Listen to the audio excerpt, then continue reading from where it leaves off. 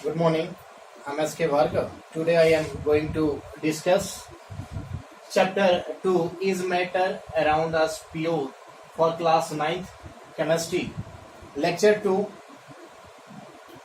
First lecture में हमने देखा था मैं आपको एलिमेंट से pure matter impure matter elements के बारे में और एलिमेंट्स के एटॉमिक मास और एटॉमिक नंबर के बारे में सिंबल्स के बारे में। इस सेकेंड लेक्चर में हम बात करेंगे कि जितने भी एलिमेंट्स है उस एलिमेंट्स को कैटेगराइज किया गया है मेटल नॉन मेटल और मेटल वाइड में, फिर उसके प्रॉपर्टीज के बारे में हम डिस्कस करेंगे। तो at present 118 elements are known. अभी तक आपको 118 एलिमेंट्स जो नोन है उन सभी एलिमेंट्स को कैटेगराइज किया गया है 3 वर्गों में। Now all these elements are group into the metals non metal and metalloids. तो फर्स्ट ऑफ ऑल हम बात करेंगे मेटल के बारे में। मेटल किसको कहते हैं? तो मेटल के रूप में हमने देख रहे हैं कि यहाँ पर the elements which are malleable ductile lustrous is called metal. यानी जो सबसे आपके एलिमेंट जो चमकीले होते हैं, मेलिएबल होते हैं और आपका डक्टाइल होता है तो वो आपका मेटल होता है। दूसरे शब्दों में मेटल के बारे में हम जानना चाहेंगे तो वो देख सकते हैं हम लोग क्या चीज है। इन अदर वर्ड में the element except hydrogen which form cations by losing electrons. यानी मेटल का ये प्रॉपर्टीज होता है कि वो अपने वैलेंस इलेक्ट्रॉन का डोनेशन करता है और डोनेशन करके चार्ज को गेन करता है, पॉजिटिव चार्ज को गेन करता है और पॉजिटिव चार्ज को गेन करने को हम चीज बोलते हैं केटानेशन। तो केटायंस बनाता है। तो इसके आधार पर भी हम मेटल को देख सकते हैं कि ऑल मेटल्स है form their cations by losing their electrons 1 2 and 3। तो 1 2 3 या 4 है इलेक्ट्रॉन को, तो मोस्टली 1 2 एंड 3 जो वैलेंस इलेक्ट्रॉन होते हैं उसको लॉस करके केटायन बनाता है, जिसमें आपको monovalent cation, divalent cation, trivalent cation आता है। रेयर केस में आपका टेट्रावैलेंट भी आता है, तो टेट्रावैलेंट केटायन। तो यहाँ पर हम बात करेंगे तो आयंस के ऊपर हमने मेटल को देख लिया। तो अब हम बात करते हैं कि इन अदर वर्ड में और किस तरीके से हम मेटल को डिफाइन कर सकते हैं। तो an element which contain 1 2 and 3 valence electron in their outermost shell is called metal. यानी ऐसे एलिमेंट जो अपने बाहरी कक्षा में 1 2 और 3 वैलेंस इलेक्ट्रॉन को गेन करते हैं तो ऐसे एलिमेंट को हम बोलते हैं मेटल। और इसका एक्सेप्शन जो होता है हाइड्रोजन और हीलियम होता है। नेक्स्ट हम बात करेंगे मेटल के फिजिकल प्रॉपर्टीज के बारे में कि मेटल के फिजिकल प्रॉपर्टी। तो इसमें हमने 3 को डिस्कस किया हुआ है, मेलिएबल डक्टाइल लस्ट्रस। ऐसे करके हम 6-7 और इसको डिस्कस कर लेते हैं कि और क्या क्या प्रॉपर्टीज होता है मेटल के बारे में, और 1 बाय 1 इसको डिस्कस कर लेते हैं।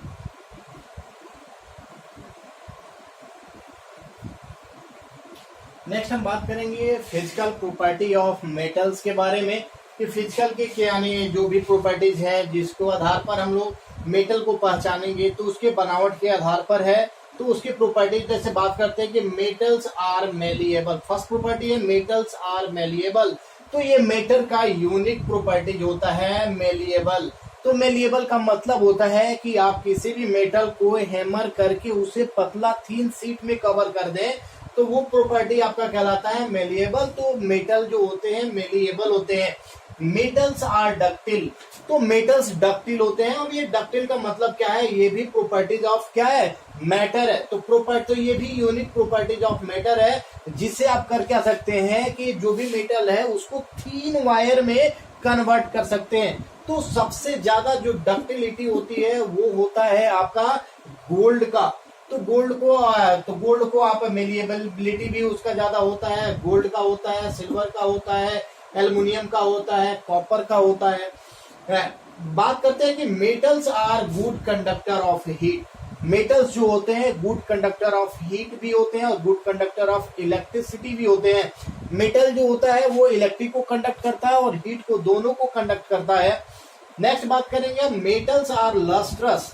मेटल्स जो होते हैं चमकीले होते हैं, शाइनी होते हैं। तो शाइनी होने का मतलब है एंड कैन बी पॉलिश। और मेटल को आप क्या कर सकते हैं कि पॉलिश का, अगर उसका चमक खत्म हो गया है तो आप फिर से उसको पॉलिश कर सकते हैं। तो मेटल के अंदर ये प्रॉपर्टीज होता है कि दोबारा आप उस पर पेंट चढ़ा सकते हैं। Metals are generally hard, metal जो होते हैं वो कठोर होते हैं, लेकिन इस प्रॉपर्टीज का एक जो है आपका एक्सेप्शन में आता है सोडियम और पोटेशियम। सोडियम पोटेशियम जो होता है सॉफ्ट होता है, सॉफ्ट होने की वजह से हम उसे नाइफ से इजीली कट कर सकते हैं।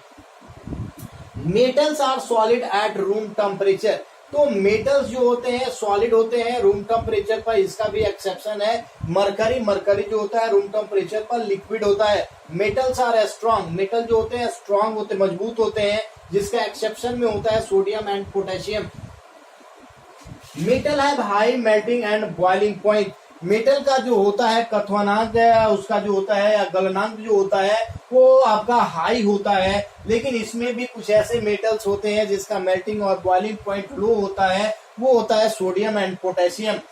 Metals have high tensile strength, metal का जो स्ट्रेंथ होता है वो हाई टेंसिल स्ट्रेंथ होता है, बस इसमें एक्सेप्शन जो है वो सोडियम और पोटेशियम होता है, जिसका टेंसिल स्ट्रेंथ जो होता है वो लो होता है। मेटल्स आर सोनोरस, मेटल जो होते हैं सोनोरस यानी साउंड प्रोड्यूस करते हैं। आप मेटल को हीट करेंगे, जैसे देखिए ये मेटल का एक कप है, इसको हम हीट कर देंगे तो ये साउंड करेगा, ये साउंड करे, तो ये है सोनोरिटी, यानी मेटल्स के पास ये प्रॉपर्टीज होता है कि मेटल्स को जब हम हीट करेंगे तो उसको लिए साउंड प्रोड्यूस करेगा। तो ये है आपका मेटल का फिजिकल प्रॉपर्टी। अब हम बात करेंगे नॉन मेटल के बारे में, नॉन मेटल के फिजिकल प्रॉपर्टीज के बारे में, देन हम मेटल वाइट के बारे में बात करेंगे।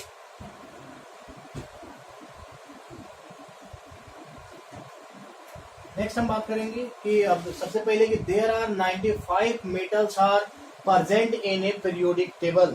आज जितने भी 118 एलिमेंट्स हैं, 118 एलिमेंट्स में अराउंड 95 जो एलिमेंट्स हैं वो मेटल हैं। इसके एग्जांपल के रूप में हम लोग देख सकते हैं, कुछ का एग्जांपल हमने दिया है, कॉपर है, गोल्ड है, सिल्वर है, एल्युमिनियम है, जिंक है, कोबाल्ट है, आपका sodium, potassium, magnesium, lithium etcetera. हमने इतने सारे एग्जांपल जो दिए हुए हैं ये सामने है। अब बात करेंगे हम नॉन मेटल्स के बारे में। तो नॉन मेटल्स के बारे में हम बात करेंगे, the elements which tends to form the anion by gaining the electrons are called non metal, यानी ऐसे एलिमेंट्स जो इलेक्ट्रॉन का गेन करके एनायन बनाते हैं, यानी निगेटिव आयन बनता है, तो उसे हम ऐसे एलिमेंट्स को हम लोग बोलते हैं नॉन मेटल। दूसरे शब्दों में हम इस चीज को कहेंगे कि an element which contain 5, 6, 7 and 8 valence electron in their outermost shell are called non metal, यानी ऐसे एलिमेंट जिसके बाहरी कक्षा में 5, 6, 7 और 8 वैलेंस इलेक्ट्रॉन हो, तो वैसे एलिमेंट को हम लोग बोलते हैं नॉन मेटल। पीरियोडिक टेबल में 17th नॉन मेटल है, जिनका एग्जाम्पल है के तौर पर कुछ दिया, जैसे हाइड्रोजन है, हीलियम है, तो हाइड्रोजन है, हीलियम है, नाइट्रोजन है, ऑक्सीजन है, कार्बन है, फ्लोरीन है, सल्फर है, फास्फोरस है, आर्गन है, क्रिप्टन है। तो ये सभी जो हैं वो आपके नॉन मेटल है। ये टोटल 17 हैं। अब इसके फिजिकल प्रॉपर्टीज के बारे में हम बात करेंगे कि नॉन मेटल का फिजिकल प्रॉपर्टीज क्या होता है, और देन मेटल वाइट के बारे में डिस्कस करेंगे।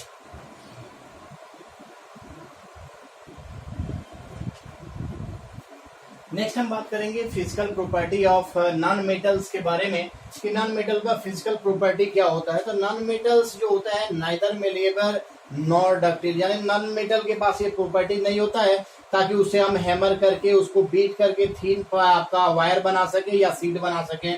Non metal do not conduct heat and electricity, non metal जो होता है हीट और इलेक्ट्रिसिटी को कंडक्ट नहीं करता है, बट कार्बन का एक एलोट्रॉप्स है जिसे हम ग्रेफाइट कहते हैं, ठीक है। तो ग्रेफाइट क्या करता है, आपका इलेक्ट्रिसिटी को कंडक्ट करता है।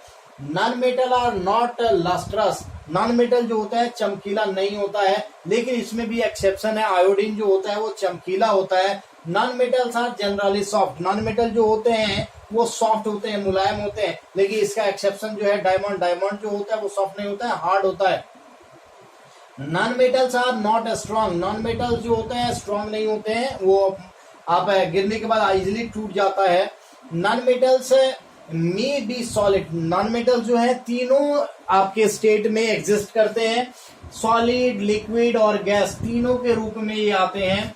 जैसे कार्बन हो गया, सल्फर हो गया, फास्फोरस हो गया, आयोडीन हो गया, वो सॉलिड रूप में मिलते हैं। ऑक्सीजन हो गया, नाइट्रोजन हो गया, फ्लोरीन हो गया, क्लोरीन हो गया आपका, तो नियॉन हो गया, हीलियम हो गया, ये सभी जो है गैस के फॉर्म में निकलते हैं। ब्रोमीन जो हो गया आपका लिक्विड के फॉर्म में निकलता है।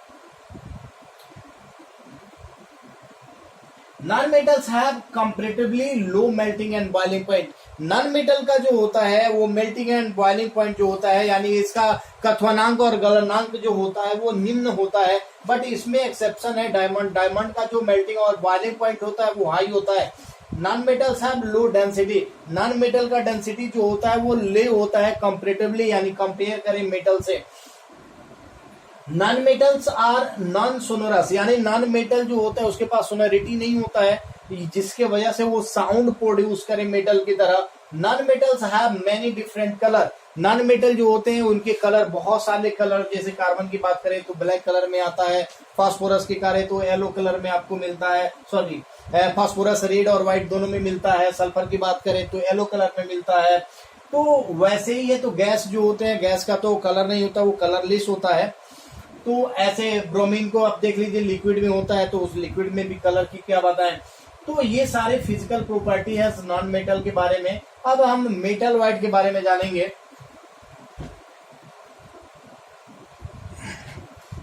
नेक्स्ट हम लोग बात करेंगे मेटल वाइट्स के बारे में कि मेटल वाइट्स किसको कहते हैं।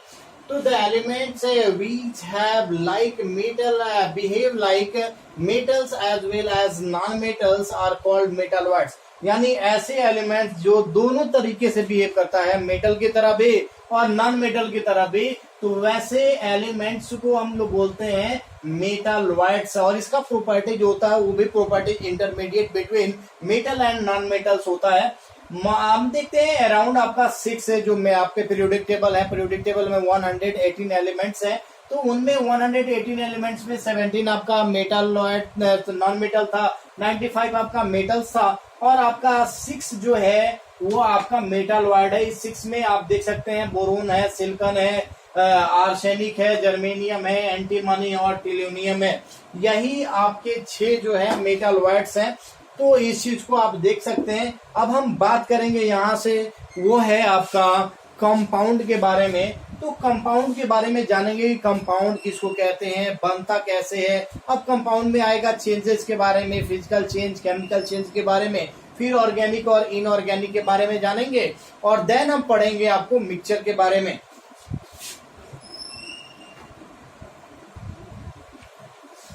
नेक्स्ट हम बात करेंगे कंपाउंड्स के बारे में। ये प्योर कंपाउंड किसको कहते हैं, यानी यौगिक। यौगिक किसको कहते हैं, तो ये pure substance which are formed by the chemical combination of 2 or more different elements, that substances is called compound।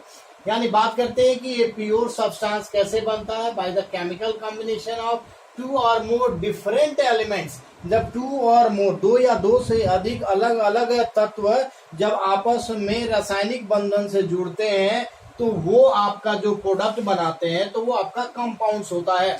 दूसरे शब्दों में हम कहेंगे कि ये pure substance made up of 2 और मोर एलिमेंट्स, यानी ऐसे पदार्थ जो 2 या 2 से अधिक एलिमेंट के मिलने से बनता है, और वो जो मिलता है वो एक डिफिनिट प्रोपोर्शन बाय मास से मिलता है, तो वैसे सब्सटेंस को हम कंपाउंड कहते हैं। जैसे एग्जांपल बाद में बात करें कि NaCl, सोडियम क्लोराइड, अगर इसमें एटम की बात करें तो दोनों एटम क्या है, सेम एटम है, यानी सोडियम एक एटम है, क्लोरीन एक एटम है, तो 1। अब इसकी मास की बात कर लेंगे तो सोडियम का 23 और 35.5 और इसका रेशियो निकालेंगे, तो रेशियो बाय तो फिक्स प्रोपोर्शन हम देख सकते हैं। तो ये सारे एग्जांपल जो है कंपाउंड के अबाउट आपको 30 लाख से ऊपर आपके कंपाउंड्स हैं। तो इसको स्टडी इतना एग्जांपल आप के लिए सफिशिएंट है।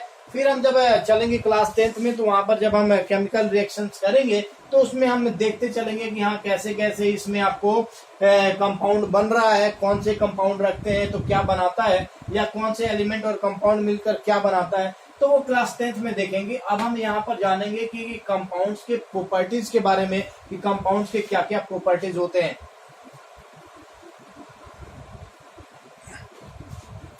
नेक्स्ट हम बात करते हैं प्रॉपर्टीज ऑफ कंपाउंड्स के बारे में, कि प्रॉपर्टीज क्या क्या कंपाउंड्स के प्रॉपर्टीज होते हैं।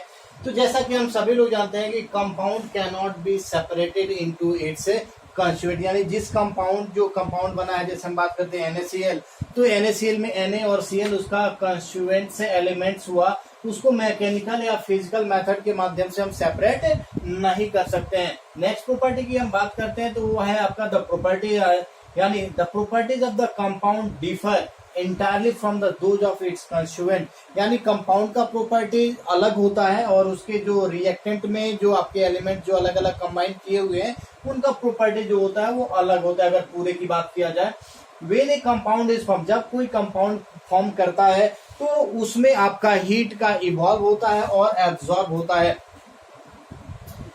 तो नेक्स्ट हम बात करते हैं कि in a compound the constituents elements are present in a definite proportion by mass. जो भी कंपाउंड बना है उस कंपाउंड में जो कंस्टिट्यूएंट्स होते हैं, जो आपके एलिमेंट्स पार्टिसिपेट्स करके आपके कंपाउंड का फॉर्मेशन किए हैं, तो वो एलिमेंट्स है जो होते हैं वो डिफरेंट प्रोपोर्शन बाय मास के, यानी उनके बीच का जो मास का जो रेशियो है, प्रोपोर्शन है, वो फिक्स होता है। एक कंपाउंड हैज फिक्स मेल्टिंग, और कंपाउंड जो होते हैं उनके फिक्स मेल्टिंग और बॉइलिंग पॉइंट्स होते हैं, और कंपाउंड जो होते हैं होमोजेनियस सब्सटेंस होता है। तो कंपाउंड्स के बारे में ये उसके प्रॉपर्टीज है, इस प्रॉपर्टीज के आधार पर हम कंपाउंड को देखते हैं। अब कंपाउंड को हम लोग बांटेंगे ऑर्गेनिक और इनऑर्गेनिक के रूप में, कि ऑर्गेनिक किसको कहेंगे और इनऑर्गेनिक कंपाउंड किसको कहेंगे, अब इस चीज को हम लोग देखेंगे। बात करेंगे हम लोग ऑर्गेनिक कंपाउंड्स के बारे में कि ऑर्गेनिक कंपाउंड्स किसको कहते हैं। तो those compounds which are obtain from plants, animals as well as insects, ऐसे कंपाउंड जो प्लांट से, एनिमल से या पौधे से प्राप्त किए जाते हैं, तो यानी इंसेक्ट से प्राप्त किए जाते हैं, तो वैसे कंपाउंड को हम ऑर्गेनिक कंपाउंड कहते हैं। जैसे formic acid, acetic acid, tartaric acid, butyric acid, ascorbic acid, oxalic acid, lactic acid, citric acid, malic acid, benzoic acid, tannic acid. तो ये सारे जो एग्जांपल्स हैं, तो आप देख सकते हैं कि फॉर्मिक एसिड से प्राप्त होता है, एसिटिक विनेगर से है आपका, टर्मेरिक एसिड है तो टर्मराइट से है आपका, ब्यूटेरिक एसिड बटर से मिलता है, स्कॉर्बिक एसिड ओनियन से, ऑक्जेलिक एसिड टोमेटो से, लैक्टिक एसिड सॉरिंग मिल्क से, कर्ड से, साइट्रिक एसिड है ऑरेंज है, लेमन है, आंवला है, मैलिक एसिड एप्पल से प्राप्त होता है। तो ऐसे करके हम इस चीज को देख लेते हैं, ये सोर्सेस कहलाते हैं, जो सोर्सेस आपको कहाँ से प्राप्त होते हैं, तो ये आपको मिल गए। तो अब हम नेक्स्ट देखेंगे वो है आपका इनऑर्गेनिक कंपाउंड।